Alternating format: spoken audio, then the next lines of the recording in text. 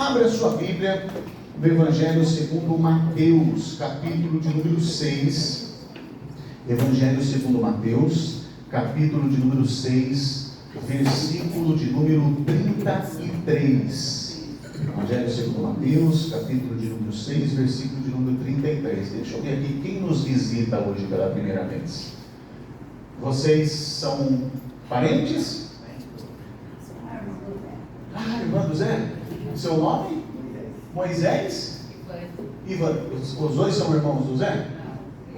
Ele, você é a esposa dele. Eu pergunto porque eu sou o rei dos foras, tá? Então, às vezes você fala, vocês são casados? Não, é minha mãe, não é meu filho. Então, para não ter, vocês são parentes, então sejam bem-vindos, tá bom? Moisés e a Vânia. E o Zé Carlos já é prata da casa, né, Zé Carlos? Palmeirense, é ou não é? Graças a Deus. Mateus 6,33, quem achou da glória a Deus? A palavra do Senhor nos diz assim: buscai, pois, em primeiro lugar o reino de Deus e a sua justiça, e todas essas coisas vos serão acrescentadas. Eu vou ler aqui na Nova Versão Internacional. Busquem, pois, em primeiro lugar o reino de Deus e a sua justiça, e todas essas coisas serão acrescentadas a vocês. Que coisas serão acrescentadas? Se você voltar no versículo 25, Jesus ele fala sobre a ansiedade do homem na sua vida. Ele começa a falar: observem as aves que estão nos céus, que Deus as alimenta, os lírios que estão nos campos, é Deus que nos veste. E no final Jesus ele vai dizer: vocês são mais importantes para Deus do que as plantas, do que os animais, porque nós somos feitos à imagem e semelhança do Criador.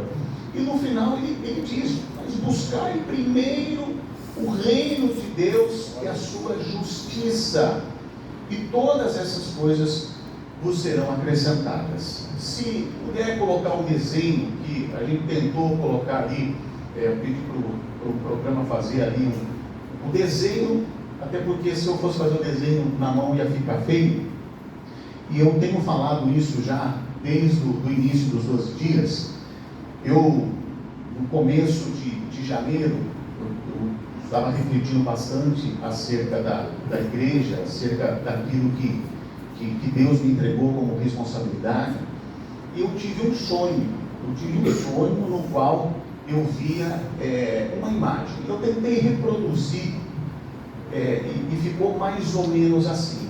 Não dá para ver completo. Eu preciso que a imagem seja da forma que o Jean tinha colocado. Chama o Jean, fazendo um favor.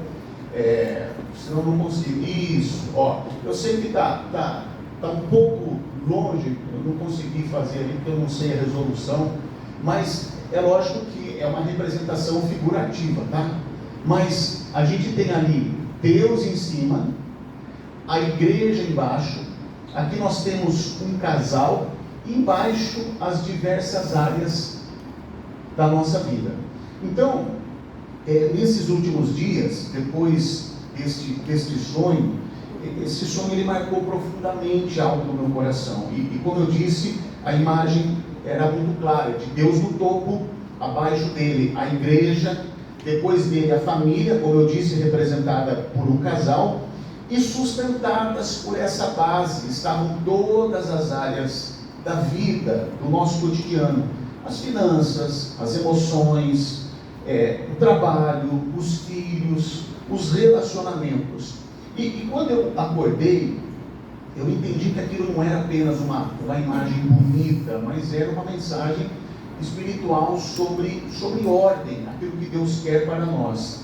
E como eu iniciei pontuando quais coisas nos serão acrescentadas aqui que Jesus está falando, é porque nós vivemos em uma geração que tenta organizar a sua vida de muitas formas. A gente tenta se organizar financeiramente, a gente tenta se organizar emocionalmente, profissionalmente, mas muitas vezes fora da ordem de Deus. E quando a ordem está errada, é a estrutura quem sofre. Eu vou repetir: quando a ordem está errada, é a estrutura que sofre. Então Jesus ele resume essa verdade aqui no que nós acabamos de ler em Mateus 6,33. Buscai primeiro o reino de Deus e a sua justiça, e posteriormente ele diz, e as demais coisas vos serão acrescentadas. Então observe que a direção não é buscar Deus depois, não é buscar Deus quando sobra tempo, é buscar Deus em primeiro lugar. Deus tem que estar em primeiro lugar em nossas vidas. E algumas pessoas podem interpretar isso, isso é conversa de pastor, o pastor quer que as pessoas venham para a igreja. Meu irmão, e quando você entender que Deus tem que estar acima de todas as coisas, a sua vida vai continuar da mesma forma, do mesmo jeito. Você não vai ter evolução, o seu caráter não será moldado e forjado segundo a luz de Cristo. E hoje eu quero falar sobre como essa ordem divina, ela impacta todas as áreas da família e também da vida.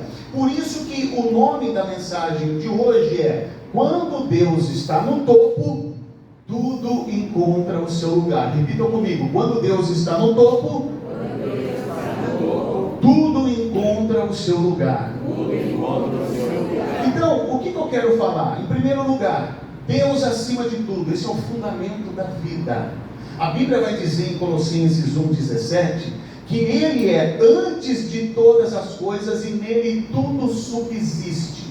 E é interessante quando nós frisamos que nada, eu vou repetir, nada subsiste fora da sua origem.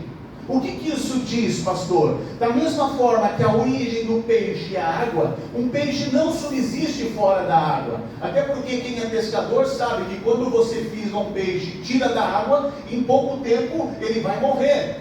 Uma planta, qual a sua origem? A terra, fora da terra, se você arranca a raiz e você deixa ela fora da terra, ela não vai subsistir, porque a sua origem é a terra. Da mesma forma, nós que fomos feitos à imagem e semelhança de Deus, nós somos criaturas, Deus é o Criador, então Ele é a nossa origem. Nós não subsistimos fora da nossa origem, que é Deus.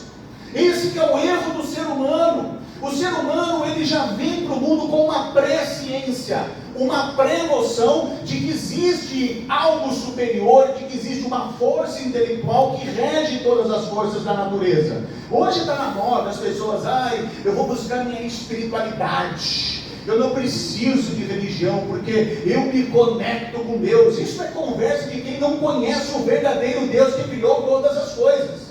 Enquanto o homem ele tenta viver em busca dessa espiritualidade, hoje ele está aqui, amanhã ele está ali, mas ele não encontra um sentido para a sua vida, porque ele está consumindo religião, ele está tentando buscar algo que já foi revelado, que está pronto e está na palavra de Deus. Jesus, ele esvazia da sua glória, vem a nós, é o que João vai dizer para os filósofos, para os gregos da época. Isso que vocês olham para o céu e que vocês chamam de Logos, o princípio criador, ele habitou entre nós, se materializou, se fez carne. Por isso que ele diz, verbo é a tradução da palavra grega Logos, ou seja, a palavra. Jesus é a palavra, ele habitou entre nós, o Deus encarnou. Então, ele é antes de todas as coisas, e nele tudo subsiste. Isso significa que Cristo não é um complemento da nossa vida, mas Cristo é o fundamento. Deus é o fundamento. Agora, o que eu aprendo quando Deus está no topo? Repita comigo: quando Deus está no topo, nossa identidade não depende da opinião das pessoas.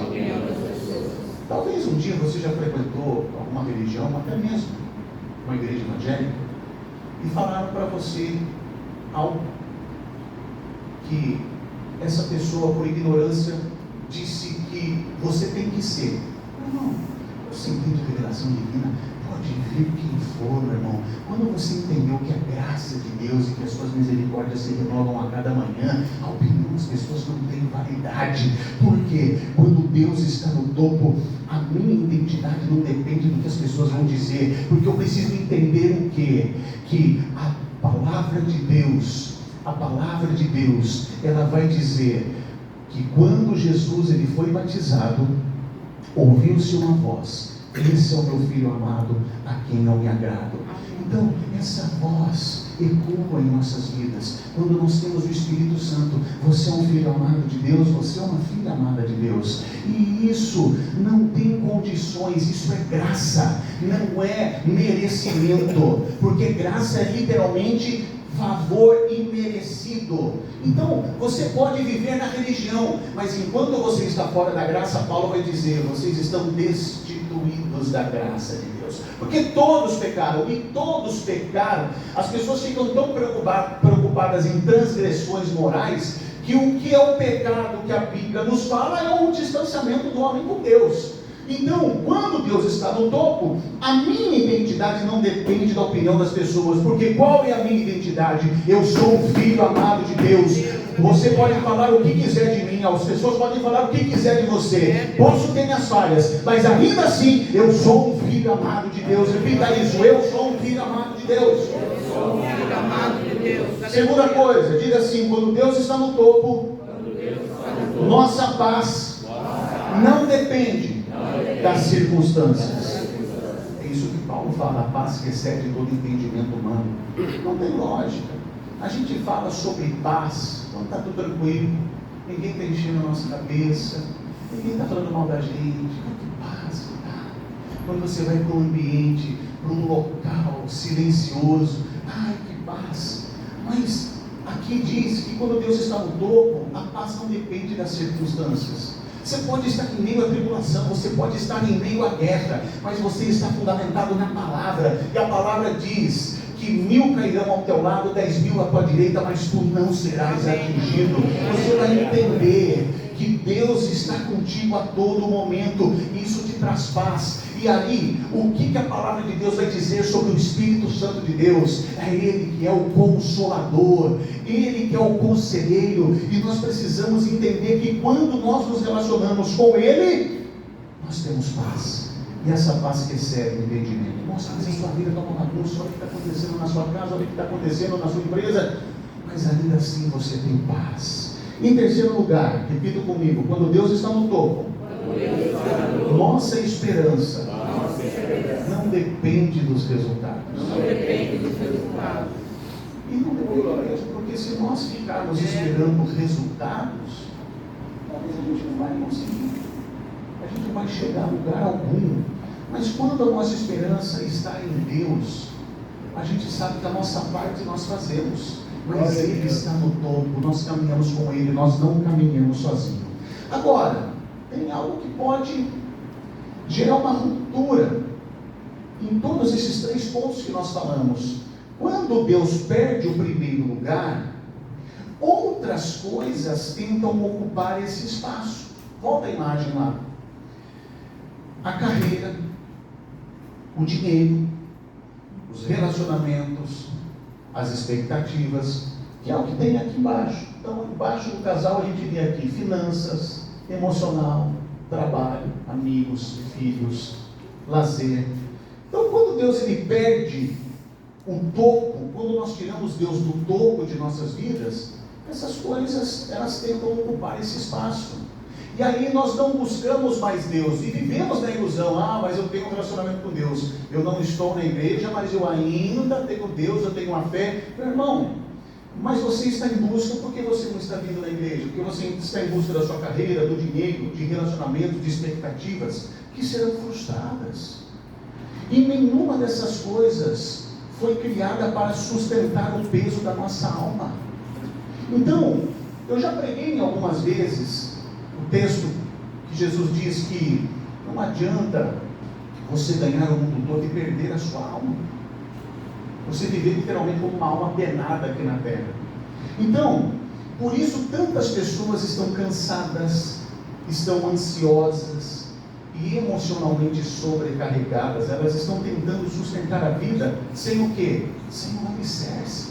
O alicerce que é esse, é Deus, a igreja, e posteriormente, quando nós entendemos o papel de cada um dentro da família. Então, hoje, a gente observa a quantidade de pessoas que hoje fazem uso de medicamentos psicotrópicos.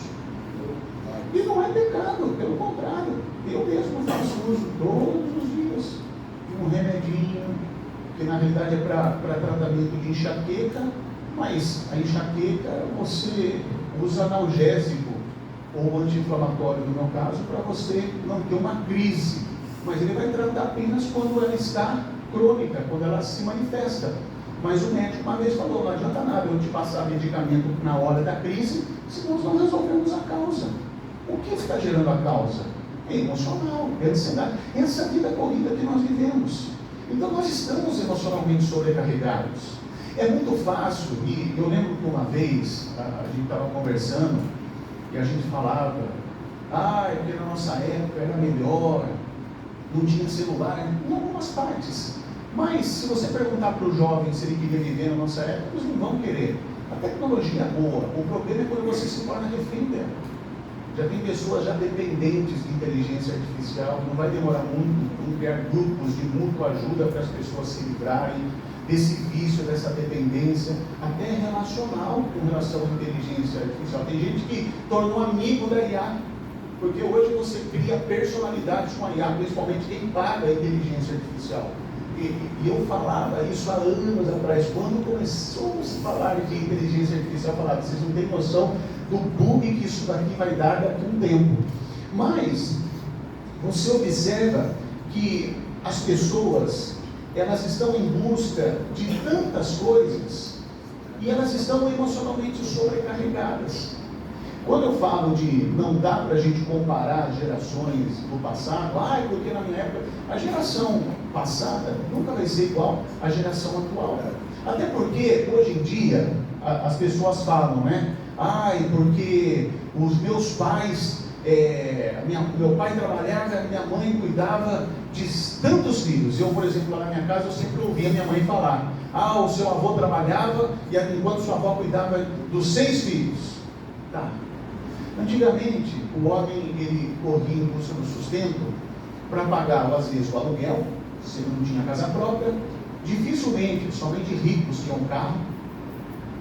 E você tinha o que? No máximo que pagar a energia e alimento. Hoje em dia você tem que ter internet, você tem que ter telefone, você paga escola, você paga inglês, você paga isso, você paga aquilo. Se você quiser assistir um streaming, você tem vários streams para você poder. Então observe que hoje a conta não fecha, um homem só. A mulher hoje ela precisa sair do seu lar para também. Então não dá para você comparar 30 anos atrás com os tempos de hoje, porque a conta não vai fechar. Então Jesus ele disse em Mateus 7, que a casa construída sobre a rocha, ela permanece. Quem é a rocha? Repita comigo, a rocha é Cristo. Então, o texto vai dizer que mesmo quando vem ventos e quando vem tempestades, a casa permanece inabalável. Então note, ele não promete ausência de tempestades, mas ele promete estabilidade em meio a elas.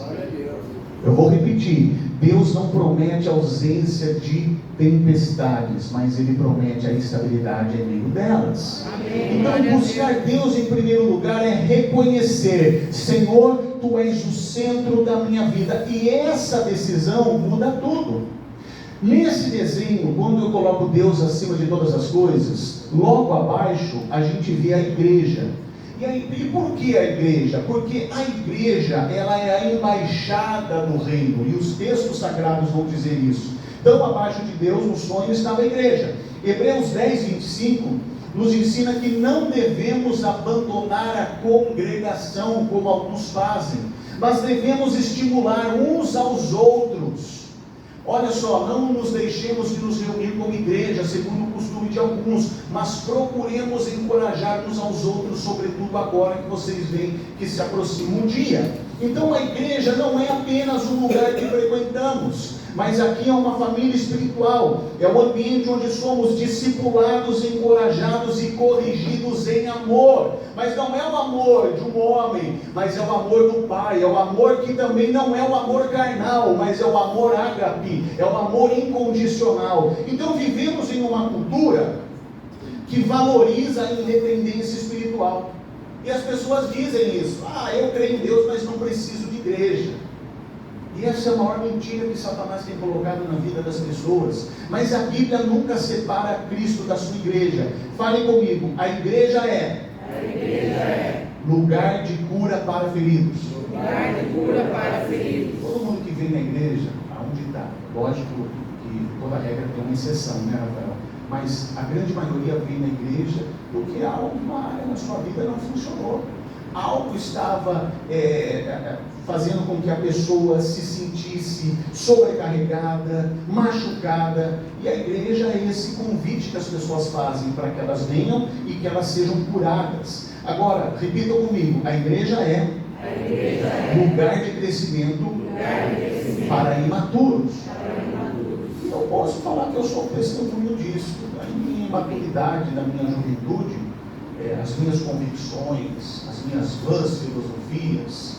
Aí quando eu chego para a igreja, eu começo a amadurecer dentro da palavra de Deus. Então a igreja, além de ser lugar de cura para feridos, é lugar de crescimento para imaturos. Em terceiro lugar, repita comigo, a igreja é lugar de serviço para discípulos. Porque quem caminha com Jesus se torna discípulos. E Jesus, ele, num contexto em que estava com os seus discípulos, há uma discussão entre eles: quem é o maior? Quem que é o primeiro? Eu lembro que quando eu era pastor auxiliar, lá na igreja da Paulista, aí tinham alguns pastores que falavam: quem é o segundo pastor? Ah, é o fulano. Aí eu sou o terceiro. Gente, que coisa besta. Aí a gente volta na palavra, e a palavra de Deus diz o quê? Todo mundo lá já estava falando quem que é o maior, quem que é o menor. Jesus falou: aquele que é o menor, esse será o maior. Aí no fim ele ensina todo mundo: você quer ser o maior? Sirva o outro. Então discípulo serve. E em último lugar, repita comigo, a igreja é lugar de comunhão para solitários. A igreja é interessante porque você também começa a caminhar com pessoas que professam a mesma fé. Eu acho também que é interessante, por exemplo, quando a gente se converte, algumas pessoas não fazem bem. Então é bom, por exemplo, se você tinha problema com saideira, você saía muito, aí você ia para a Esbórnia, você ia para a Boêmia, para a vida boêmia, e daqui a pouco você começa a vir para a igreja, aí você não vai continuar andando com esse povo, que vai levar você para a bagunça. Agora, tem pessoas que não professam a mesma fé que você, mas são pessoas centradas, pessoas responsáveis, e você não precisa parar de andar com elas. Pelo contrário, porque a luz de Cristo que habita em você agora vai fazer com que ela seja alcançada pela sua transformação, então ela deseje esse Cristo que hoje vive em você. Então, a igreja é um lugar de comunhão para solitários. E às vezes você pode estar rodeado, na sua casa você pode ter seu pai, sua mãe, sua esposa, seus filhos, vizinhos, mas ainda assim você se sentir solitário. E a igreja é esse lugar de comunhão. Então, quando nos afastamos da comunhão, nós ficamos mais vulneráveis. É aí que vem os convites, é aí que vem as propostas. Tem uma música do Thales Roberto que diz: mas eu escolho Deus. Uma hora que ele fala: mas todo dia vem as tentações, todo dia vem as provações. Aí no final ele diz: mas eu escolho Deus. Então, quando estamos firmes na igreja, a nossa fé é fortalecida. E isso sustenta a família. Então agora, em terceiro lugar, eu quero falar sobre a família no centro do propósito de Deus. Volta o desenho lá. Então Deus está no topo. A igreja é essa embaixada celestial. E embaixo da família, da igreja, nós temos ali o casal. Então, o casal representa a família. E aqui eu quero falar com cada grupo presente, de forma rápida e objetiva. Primeiramente aos casados. Então você precisa entender, o casamento não é sustentado por amor romântico apenas. É bom você ser romântico.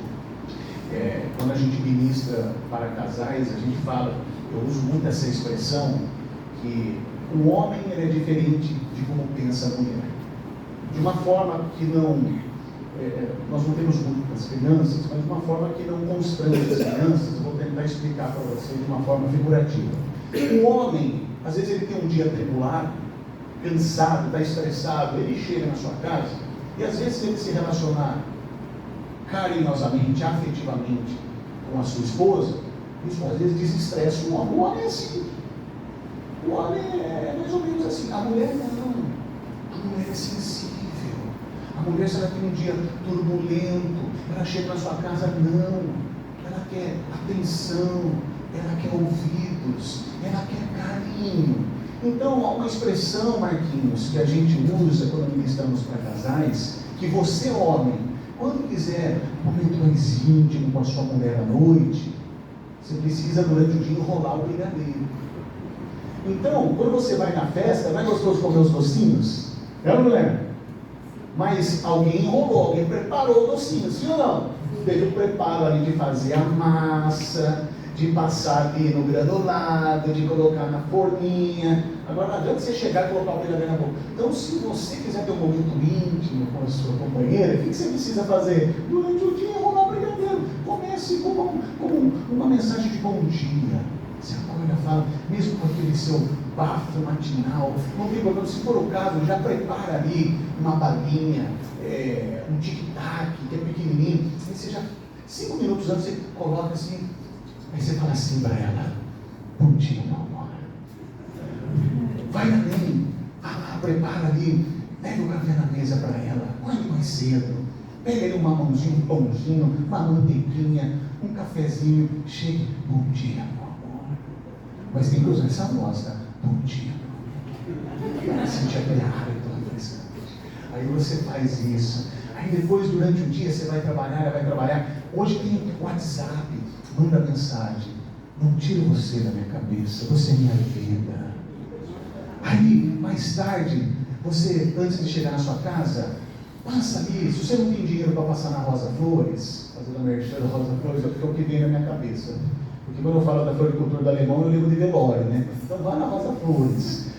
Ou se você não tem dinheiro para comprar um buquê de flor, passa num jardim, tem tantas flores bonitas aí. Você chega, eu estava passando, eu vi essa flor tão bonita, me lembrei de você. Ah, meu irmão, você não vai precisar fazer nada. Sua mulher faz tudo depois. Amém? Então, antes de você querer você ao pote, enrola o brigadeiro. Então, o casamento não é apenas sustentado por amor romântico. É bom ter esse momento, mas o casamento é sustentado por graça. Efésios 5, o apóstolo Paulo, ele vai nos ensinar sobre o amor sacrificial. E se você colocar, eu acho muito triste quando algumas igrejas legalistas, que não sabem o que é graça, mas pregam lei, não sabem nada da palavra. Sabe de religião, mas de palavra não sabe nada. Porque em Efésios 5, se você colocar no versículo 23, começa falando o seguinte, eu uso muito isso no texto quando eu celebro o casamento. Pois o marido é o cabeça da esposa, como também Cristo é o cabeça da igreja. Isso dá uma conotação machista, que é o seu corpo, do qual ele é salvador. Vai passar na frente, passa o versículo 24. Maridos, cada um de... volta lá, para o 25. Maridos, cada um de vocês deve amar a sua esposa assim como Cristo amou a igreja e entregou-se por ela. Então calma aí. Então, fala-se primeiro que o homem é o cabeça, assim como Cristo. Mas isso não dá uma conotação de que ele manda na mulher. Até porque, no mesmo texto, Paulo ele vai dizer, marido, cada um de vocês deve amar a sua esposa assim como Cristo amou a igreja. E como Cristo amou a igreja? Ele deu uma vida por ela. Então, a partir do momento que você dá vida pela sua esposa, aí há uma reciprocidade nessa questão de nível hierárquico, porque vocês formam apenas um só. Então, o casamento cristão, ele também é um exercício diário de, em primeiro lugar, perdão. Eu, quando celebro o casamento, eu sempre digo que 3 palavrinhas, três frases, na realidade, não podem faltar na vida de um casal. Eu te amo, me perdoa e eu te perdoo. Porque nós precisamos, em determinados momentos, nós sabemos que vamos errar. Mas a gente tem que reconhecer e ser sinceros e pedir perdão. E ao mesmo tempo, quem está recebendo o pedido de perdão tem que estar aberto a perdoar. É lógico que nós estamos falando assim de atritos, de algumas discussões que acontecem no dia a dia. Nós não estamos falando de traição, aí entra para um outro nível. Mas Num casamento, é um exercício diário também de paciência. É um exercício de paciência. Porque às vezes a minha esposa tem que ter paciência comigo, eu tenho que ter paciência com ela. Eu uso uma frase lá em casa, de que quando um não quer, dois não brigam. Eu lembro daquele desenho ali do Tom e Jerry, que o Tom ia querer pegar o Jerry vinha com a bandeirinha de paz, o pica-pau também fazia. Então, às vezes é bom levantar, eu não quero briga, fale com a minha mão. É assim. Além de tudo, é um exercício de serviço. Porque eu também falo em casamentos de que o homem e a mulher, se eles casam para ser felizes, a probabilidade dessa relação dar errada é muito grande. Eu caso para proporcionar a felicidade da minha esposa, e minha esposa casa para proporcionar a minha felicidade, é renúncia. Só que quando eu renuncio a minha felicidade para proporcionar dela e vice-versa, há uma felicidade mútua. Nós nos completamos. E por último, o casamento cristão é um exercício de compromisso. Então, quando o casal caminha junto em Cristo, o lar se torna um ambiente de paz. Agora, eu queria também trazer uma mensagem aos divorciados. Porque as pessoas hoje nem entendem. Porque divorciado. Eu acho tão triste em algumas denominações que pessoa divorciada nem Santa Ceia pode dar, meu Deus do céu. Eu gosto quando as pessoas me desafiam, me perguntam. Elas passam vergonha. Às vezes o crédito é parcelado em 12 vezes, então mostro na Bíblia, porque em nenhum momento está escrito. As pessoas pegam textos fora de contextos. Então, eu quero falar com muito carinho. O divórcio não define a sua identidade diante de Deus. Romanos 8, verso 1 diz que não há condenação para os que estão em Cristo Jesus. Não há condenação para quem está escrito. Deus é especialista em restauração. Ele transforma a dor em aprendizado e feridas em testemunho. Às vezes Deus pode restaurar um casamento, mas Deus pode abrir uma nova possibilidade para que você esteja novo, de novo, com um novo relacionamento e entender. Então o seu passado não cancela o seu futuro em Deus. Amém? Agora eu quero também trazer uma breve mensagem aos viúvos. A palavra diz que Deus é defensor das viúvas. Ele se aproxima de quem sente a dor da ausência. Ele é o consolador. O Senhor não abandona quem atravessa o luto. Mas quando há silêncio e saudade, mesmo em meio a isso, a presença de Deus é quem sustenta. E nós precisamos entender que Ele é o conforto, Ele é o consolo. E Ele também pode fazer com que novas possibilidades possam surgir. Agora uma breve mensagem aos jovens e adolescentes. Juventude é tempo de decisões. Provérbios diz: reconhece o Senhor em todos os seus caminhos. Colocar Deus no topo desde cedo evita escolhas que geram arrependimentos futuros. Vocês são chamados para viver uma fé autêntica, não herdada, mas pessoal. E algumas pessoas às vezes me dizem: pastor, quem é evangélico não pode ter relação antes do casamento. Eu vou explicar de forma rápida e objetiva. Sexo é casamento. Espiritualmente, quando você se relaciona carnalmente com alguém, no mundo espiritual você está casando com ela. Até porque as pessoas acham que casamento é assinatura de contrato. Casamento é algo mais profundo que isso. Eu explico para você, isso está no livro de Gênesis. Se você pegar o Antigo Testamento, você vai ver que Deus, antes da graça, antes do sacrifício do Cordeiro, por isso que Jesus, quando ele morre, o seu sangue nos purifica. Então observe que o sangue, ele tem um significado muito grande para a humanidade. Hoje nós temos a compreensão de que o sangue de Cristo, o Cordeiro de Deus que tira o pecado do mundo, é o sangue que nos purifica. Aliás, é o sangue da nova e eterna aliança. Mas no passado, até nós termos essa compreensão, Deus, ele começa a estabelecer alianças terrenas, para que não fique muito vago aquilo que ele prometeu ao homem no plano de redenção após o homem cair.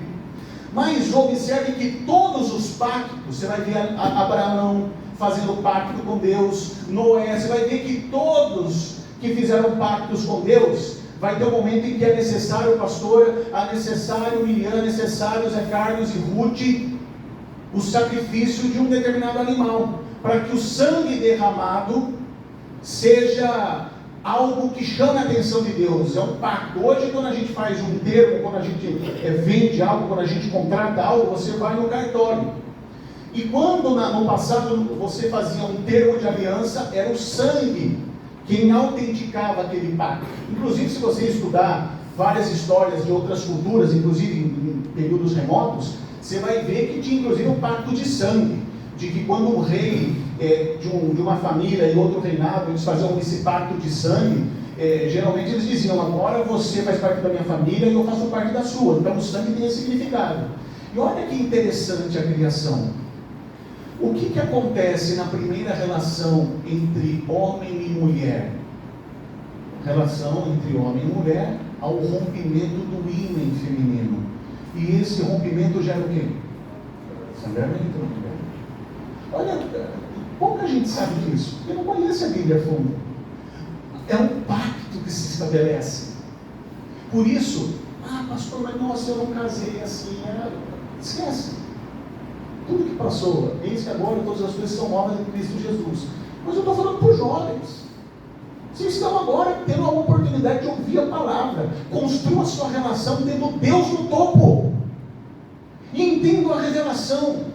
Entendam que vocês devem se preservar e vocês terem ali um cônjuge que professa a mesma fé, que sejam cristãos, e você vai ver a bênção que será na vida de vocês. Então vocês são chamados para viver uma fé autêntica, não herdada, mas pessoal. Hoje muitos estão aqui porque os pais estão, mas vocês devem entender que você não herdou uma confissão religiosa, mas você teve também o seu momento com Cristo, você vai ter o seu encontro com Cristo. Aos noivos e namorados, eu posso falar que relacionamentos saudáveis são construídos sobre fundamentos espirituais. Namoro e noivado não são apenas preparação para um casamento, são preparação para uma vida de discipulado a dois. Então, quando Cristo está no centro, o relacionamento cresce em maturidade e propósito. E eu quero falar sobre todas as áreas da vida, já estou terminando. Todas as áreas da vida são impactadas. Então, no sonho, abaixo da família estavam o quê? As áreas da vida. Isso nos ensina que a saúde espiritual influencia tudo. Volte o desenho. Quando Deus está no topo, repita comigo, quando Deus está no topo, as finanças são administradas com sabedoria. A vida profissional ganha propósito. As emoções encontram equilíbrio. A criação dos filhos é fortalecida. E as amizades se tornam mais saudáveis. E isso não significa ausência de problemas. Cristãos enfrentam crises financeiras, emocionais e familiares, mas enfrentam com esperança, com direção e com fé. A diferença não é a ausência de luta, mas é a presença de Deus na luta. Repita comigo, a diferença não é a ausência de luta, mas é a presença de Deus na luta. Então observe isso. Quando tudo está bem, quando você tem Deus no topo, em comunhão com a igreja, você que é o alicerce, você é o alicerce. Então quando você vai construir uma casa, o primeiro lugar que você vai fazer, que você vai investir o seu dinheiro, é no alicerce. E às vezes eu lembro que quando eu fui construir uma casa, a primeira casa que eu construí, eu lembro que um bom dinheiro na época ficou enterrado, você não vê. Mas sem ele não é possível você levantar o quê? As colunas, levantar as paredes para você colocar o teto, porque senão tudo vai à ruína. Então você precisa de um alicerce, a família é esse alicerce. E quando a família está alicerçada nesse fundamento, Deus e igreja, todas as demais coisas também são sustentadas. Agora, quando a ordem é invertida, quando colocamos carreira, dinheiro, relacionamento acima de Deus, a estrutura se fragiliza. Da mesma forma que aquelas casas que são construídas em morros, período de chuva assim, a deslizamento, a morte da gente. E Jesus disse isso. Aqueles que ouvem as minhas palavras e as praticam são semelhantes ao homem de Deus, a um homem prudente que construiu a sua casa sobre a rocha. Vieram as correntes e quando os ventos deram contra aquela casa, ela permaneceu inabalável. Mas o homem que ouve as palavras e não as pratica é semelhante a André e Ailton, a um homem louco, imprudente, insensato, que edifica a sua casa sobre a areia. E quando os ventos derem contra aquela casa, ela vai cair. E eu acho interessante quando Jesus ele fala, ele não fala assim, vai cair. Ele diz, e grande será a ruína. Depois de você consertar isso, meu irmão, vai ser difícil. Mas quando a ordem é restaurada, porque às vezes você está ali, você percebe, gente, olha só que interessante, eu tive um sonho, ou essa noite, de que eu vi um prédio caindo. Olha que interessante. Um prédio, e eu via pessoas ali circulando no prédio. O prédio começou a cair, a gente começou a ficar com medo, porque o prédio caiu, o prédio desmoronou. E é isso que acontece. Talvez o seu prédio estava avançando, a sua casa, a sua estrutura estava avançando. Mas quando a ordem é restaurada, às vezes você está com um problema no alicerce. Eu tive um problema estrutural lá no prédio do restaurante, conversamos com o dono. Então, quando a ordem é restaurada, a vida encontra o quê?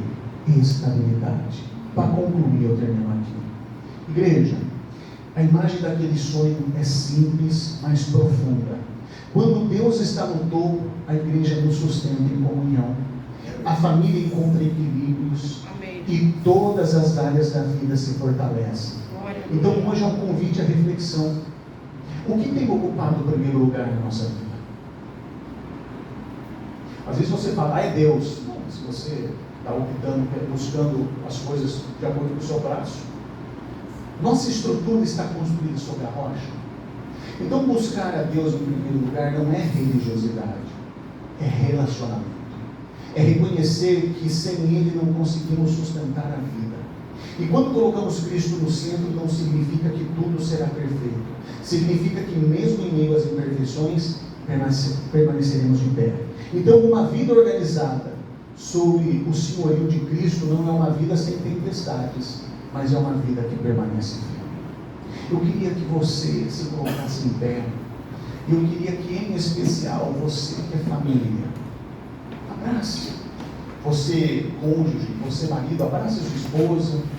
Se você está aí diante do seu pai, da sua mãe, abrace também. Então, eu vejo ali a Terezinha do lado da Andréia, que o Ailton possa abraçar a Andréia, que a Terezinha abrace a Andréia. E pode colocar todo mundo de pé, coloca todo mundo de pé. Se você não está com ninguém aqui representado, coloque a mão no coração. Eu tenho certeza que essa oração, ela alcançará os seus entes queridos. Hoje eu estou aqui com a minha esposa e a minha filha, e nós vamos também orar por cada um de vocês. Feche os seus olhos. Você possa colocar as mãos no seu coração. Senhor, meu Deus e meu Pai, nós nos colocamos diante de Ti com corações abertos. Reconhecemos que muitas vezes tentamos organizar a nossa vida sem Te colocar no lugar que Te pertence. Perdoa-nos, Senhor, quando Te buscamos apenas como um último recurso e não como prioridade.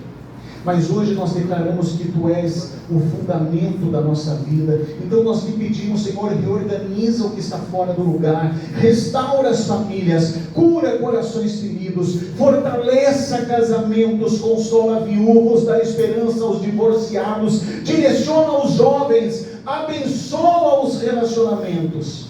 Que a Tua igreja seja um lugar de cura, seja um lugar de crescimento e de comunhão verdadeira. Sustenta, ó Pai, cada área da nossa vida, as nossas finanças, as nossas emoções, o nosso trabalho, os nossos relacionamentos, para que tudo esteja debaixo do Teu senhorio e da Tua vontade.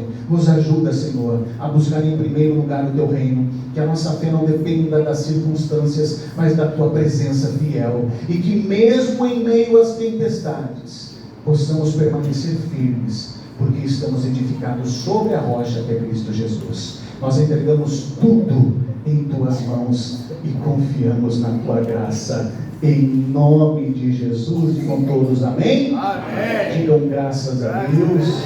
Agora eu vou pedir para que você faça o seguinte: eu vou fazer aqui com a minha esposa e com a minha filha, você vai fazer aí com os seus. Eu, por exemplo, no papel de pai, eu vou falar isso para minha esposa e nós vamos falar para os nossos filhos, para a nossa filha, tá bom? Então, eu falo para minha esposa e ela fala para mim. Eu te abençoo em nome de Jesus.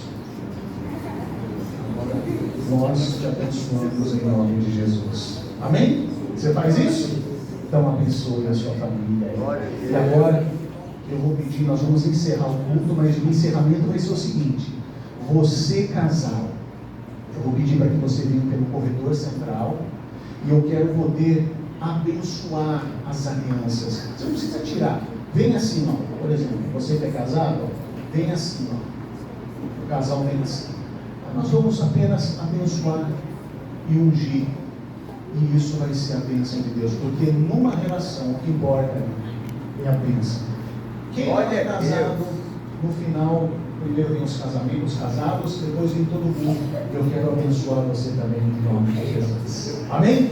Então, eu já vou dar a bênção apostólica. E você vai vir aqui à frente. Se o louvor quiser tomar para, vou pedir para que o Gabriel e a Miriam venham primeiro, e até porque eu quero ungir aqui o Leandro. Então vocês vão ser os primeiros. Por favor, venham aqui vocês dois.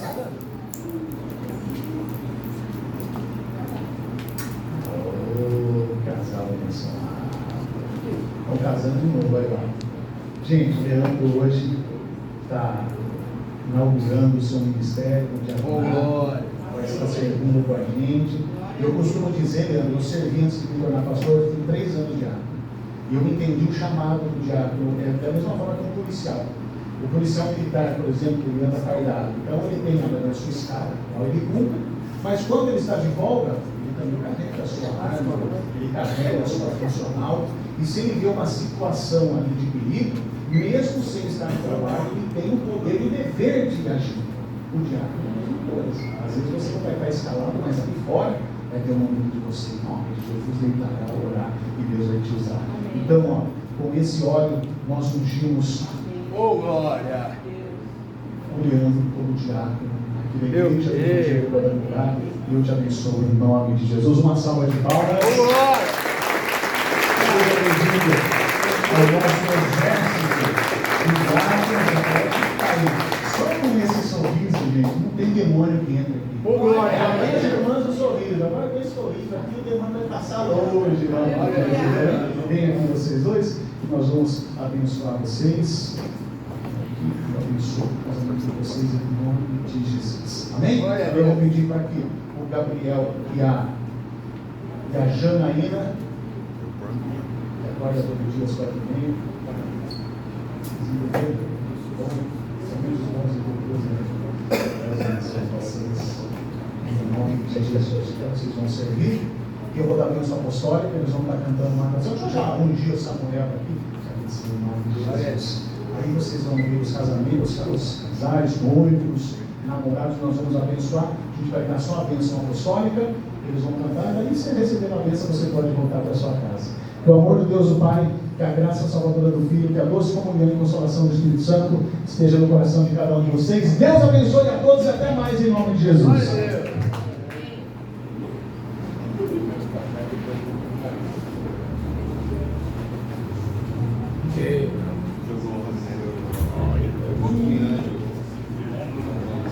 Sofia, vamos crescer encalhado aqui em casa.